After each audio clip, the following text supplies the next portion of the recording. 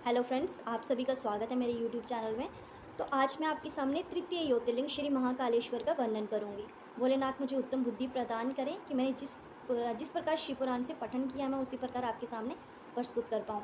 तो श्री महाकालेश्वर ज्योतिर्लिंग जो तृतीय ज्योतिर्लिंग है, ये मध्य प्रदेश के उज्जैनी नगरी में स्थित है। उज्जैनी नगरी को अवंती नगरी भी कहा जाता है। तो महाकालेश्वर ज्योतिर्लिंग वहाँ पे स्थित हैं। कहते हैं कि महाकाल भगवान की अगर कोई सपने में भी दर्शन करता है ना, या उस नगरी का कोई सपने में भी दर्शन करता है तो उसके समस्त पाप नष्ट हो जाते हैं और वो इंसान अंत में मोक्ष को जाता है। तो कहते हैं कि उज्जैनी नगरी जो है वो भगवान भोलेनाथ को बहुत ज़्यादा प्रिय है। भगवान भोलेनाथ जो कि महाकाल के नाम से जाने जाते हैं। महाकाल मीन्स महाकाल। तो महाकाल मीन्स उनका मतलब क्या है कि जो उनके भक्त हैं, उनके भक्तों का अगर कोई भी शत्रु है, अगर उनको कोई भी कष्ट पहुंचाने की कोशिश करता है तो भगवान भोलेनाथ उसके लिए महाकाल बन जाते हैं और उनके शत्रुओं का दमन करते हैं। तो आज हम उन्हीं के बारे में चर्चा करेंगे। आप प्लीज़ श्रद्धापूर्वक इसको सुनिएगा, ये बहुत ही ज़्यादा इंटरेस्टिंग है। इंटरेस्टिंग स्टोरी है, मतलब महाराज जी की जो कथा है मैं आपके सामने वर्णन करती हूँ। तो एक बार क्या होता है कि महाराज की परम परम प्रिय और पुण्यमयी नगरी उज्जैनी में एक ब्राह्मण होते हैं। उन ब्राह्मण का नाम है वेदप्रिय। तो जो वेदप्रिय नाम के ब्राह्मण थे बहुत ही ज़्यादा सत्यनिष्ठ थे, पूजा पाठी थे, धर्म ज्ञाता थे, भगवान भोलेनाथ को मानने वाले थे और बहुत ही ज़्यादा अच्छे, मतलब विनम्र नेचर वाले थे। और हमेशा क्या करते थे, गरीबों की सहायता करते थे, लोगों को भक्ति मार्ग पे ले आते थे, लोगों को अच्छी चीज़ें सिखाते थे। और सदैव क्या करते थे, प्रातः दिन वो क्या करते थे, डेली उठ जाते थे सुबह ब्रह्म मुहूर्त में। प्रतिदिन उन्होंने ब्रह्म मुहूर्त में उठना होता था और उठने के बाद वो क्या करते थे, शौच एंड स्नान आदि से निवृत्त होने के बाद वो क्या करते थे, अपने घर में अग्निहोत्र करते थे, अग्नि प्रज्वलित करते थे और उस अग्नि में भोलेनाथ जी के नाम का अग्निहोत्र करते थे। उसके बाद वो क्या करते थे, अपने हाथों से पार्थिव शिवलिंग बनाते थे और उनकी डेली पूजा किया करते थे। बड़े मन से पूजा करते थे, डेली वो ऐसे ही करते थे। तो भगवान भोलेनाथ तो बहुत ज़्यादा विनम्र है, तो भगवान भोलेनाथ की कृपा से वो एक महान संत बन चुके थे। वेदप्रिय नाम के जो ब्राह्मण थे उनके 4 पुत्र थे। वो उन्हीं के समान तेजस्वी थे, धर्मात्मा थे, भक्ति प्रिय थे, सत्यनिष्ठ थे। तो वे ब्राह्मण भी क्या करते थे, प्रातः हर प्रतिदिन रोज़ वो अपने पिता की तरह सवेरे ब्रह्म मुहूर्त में उठते थे। शौच आदि स्नान आदि से निर्वित होने के पश्चात पार्थिव लिंग बनाते थे, अपने पिता के साथ बैठ के अग्निहोत्र करते थे और भोलेनाथ के नामों का जप करते थे। तो इस प्रकार उन 4 ब्राह्मण और उनके पिता के कारण वो जो उज्जैनी नाम की नगरी थी ना, वो ब्रह्म तेज से परिपूर्ण हो गई। मीन्स के तेज ही तेज हो गया उस नगरी में, क्योंकि वो नगरी एक तो भोलेनाथ की प्रिय थी, ऊपर से उनके प्यारे भक्त जो सदैव भगवान के नाम का जप करते थे और हृदय से भी बिल्कुल साफ सुथरे थे। तो भोलेनाथ बहुत ज़्यादा प्रसन्न होने लगे। उन ब्राह्मणों के मुख पे भी तेज आने लगा और उस पूरी नगरी में भी तेज ही तेज हो गया। मीन्स के पॉजिटिविटी आ गई, अच्छी चीज़ें होने लगी वहाँ पे। तो इस प्रकार क्या होता है कि एक रतनमाल नाम का पर्वत था। रतनमाल नाम के पर्वत पर ना एक असुर दूषण दूषण नाम का एक असुर है, वो क्या कर रहा था, उन दिनों तपस्या कर रहा था। तो तपस्या करके वो बहुत ज़्यादा वो शक्तिशाली हो गया। उसके बाद ब्रह्मा जी ने उसको वरदान दिया। तो वरदान के बाद में उस असुर ने क्या करना स्टार्ट कर दिया कि वहाँ उस नगरी के आसपास और आगे पीछे, मतलब जितने भी ब्राह्मण वगैरह थे जो अग्निहोत्र करते थे, यज्ञ करते थे या अच्छी चीज़ें करते थे, उस असुर ने क्या किया, उन ब्राह्मणों को मारना शुरू कर दिया, मारना स्टार्ट कर दिया, उनके यज्ञों का विध्वंस करना स्टार्ट कर दिया, नेगेटिविटी फैलाना स्टार्ट कर दिया, उन्हें उनके यज्ञों में बुरी चीज़ें, ब्लड वगैरह डालना स्टार्ट कर दिया। तो इस प्रकार से जो ऋषि मुनि थे वो बहुत ज़्यादा परेशान हो गए। इस तरह करते करते जब दूषण और उसके असुर जो सैनिक थे वो जब उज्जैनी नगरी में पहुँचे, तो वहाँ पे उन्होंने वैसा ही करना शुरू कर दिया।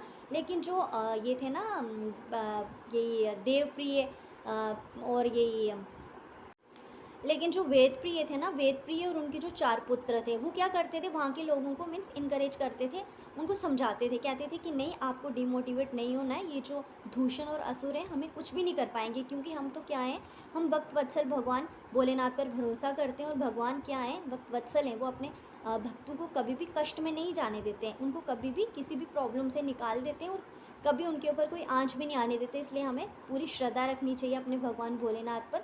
तो हमें इस तरह का मतलब मन में नेगेटिव विचार नहीं लाने चाहिए और दूषण नाम के असुर से बिल्कुल भी डरना नहीं चाहिए। तो इस प्रकार जब ये ब्राह्मण उनको समझा रहे थे नगरवासियों को, तो उसी समय क्या होता है, दूषण के 4 असुर आ जाते हैं और उन ब्राह्मणों को डराने और धमकाने लगते हैं। तो उन ब्राह्मण उनकी ओर ध्यान नहीं देते और वो चले जाते हैं अपने वहाँ पे अपने कुटिया में, और वहाँ पे उनके जो प्रज्वलित शिवलिंग होते हैं ना, वहाँ पे उन शिवलिंगों के पास बैठकर भोलेनाथ की पूजा करना स्टार्ट कर देते हैं। तो इतने में वो जो असुर थे, असुर दूषण को जाके बताते हैं, तो दूषण अपने सारे असुर सैनिकों के साथ वहाँ पे आ जाता है उन ब्राह्मणों की जगह में, और उनके जो असुर सैनिक थे, दूषण उनको आगे देता है कि जाओ और इन असुरों को जाके मार डालो।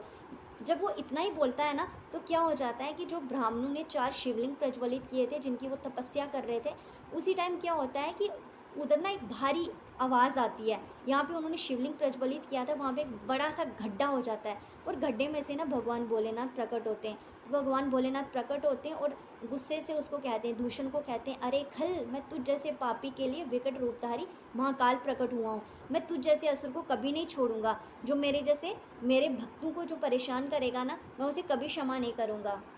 तो इतना कहते ही भगवान भोलेनाथ क्या करते हैं कि दूषण और उसके असुर सैनिकों को उसी समय एक क्षण में भस्म कर देते हैं। जैसे कहते हैं ना कि जब सूर्य उदय होता है, सूर्य उदय की एक किरण ही सारे अंधकार को नष्ट कर देती है। तो जिस प्रकार भोलेनाथ आते हैं, और वो उनके आने से उसके दूषण के जितने सैनिक होते हैं ना, वो क्षण भर में सारे के सारे भाग जाते हैं, और जो वहाँ पे थे ना, उनका 1 मिनट में भोलेनाथ उनको अपने हुंकार मात्र से 1 मिनट में भस्म कर देते हैं।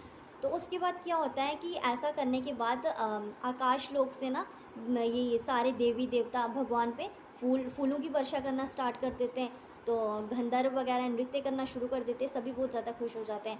तो इतने में जो उज्जैनी नगरी के ब्राह्मण थे और सारे लोग थे, वो भी भोलेनाथ जी का पूजन करते हैं, और ब्राह्मण जो थे, भगवान भोलेनाथ उन पे प्रसन्न थे। तो उन चारों कुमारों को, उनके कुमारों के नाम थे देवप्रिय, सुकृत, सुब्रत, प्रिय मेधा। तो उन चारों को और उनके पिता वेद प्रिय, उनको कहते हैं कि आप सारे मेरे से वर मांगो, मैं आपकी भक्ति से बहुत ज़्यादा प्रसन्न हूँ। तो वो सभी ब्राह्मण कहते हैं कि हे भगवान, अगर आप हमसे प्रसन्न हो तो हमें अपने चरणों में स्थान दो, हमें मोक्ष प्रदान करो, और साथ में जगत का कल्याण करने के लिए इसी जगह में, इसी खड्डे में एक लिंग से आप यहाँ पे विराजमान हो जाइए, और यहाँ पे जगत के लोगों का कल्याण करिए, और महाकाल नाम से प्रसिद्ध हो जाइए।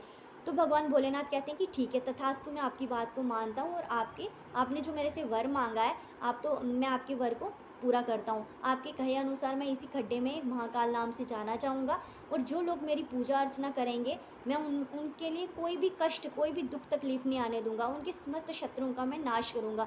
महाकाल रूपी मैं उन सभी शत्रुओं का नाश करूँगा, और अपने भक्तों का सदैव कल्याण करूँगा।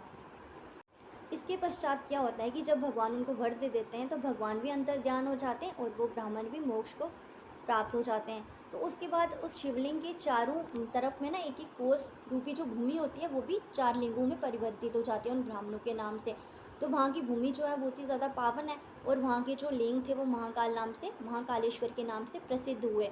तो महाकालेश्वर भगवान की हमें दिल से पूजा करनी चाहिए, पूरे मन से पूजा करनी चाहिए, शुद्ध भाव से पूजा करनी चाहिए, और भगवान भोलेनाथ से हमें भी प्रार्थना करनी चाहिए कि हमारे जितने शत्रु हैं, पहले तो हमारे अंदर के शत्रु जो काम, क्रोध, मोह, अहंकार, ईर्ष्या, द्वेष, निद्रा, आलस है, इनका दमन करें। उसके पश्चात जो हमारे संसारिक शत्रु हैं, उनका भी नाश करें, और हमें अपनी भक्ति में लगाएं। भगवान भक्त वत्सल हैं, तो हमें भी अपनी भक्ति प्रदान करें, हमें अच्छे मार्ग में लगाएं, और अंत में हमें भी मोक्ष प्रदान करें। तो हमें इस पावन महीने में भगवान का गुणगान करना चाहिए। तो होप सो कि आपको मेरी ये कथा पसंद आई होगी। तो मैं शिव पुराण से जैसे पठन करती हूँ, तो मेरे मन में था कि मैं शेयर करूँ, तो होप सो कि आपको पसंद आ रही हो। तो मैं पूरे 12 ज्योतिर्लिंगों का इसी प्रकार आपके सामने वर्णन करूँगी। तो मुझसे आई नो बहुत मिस्टेक्स हो रही हैं, तो प्लीज़ उनको आप नज़रअंदाज करिएगा, और प्लीज़ मेरे साथ जुड़े रहिएगा। तो ओम शिवाय नमः, और प्लीज़ सपोर्ट करिएगा। थैंक्स।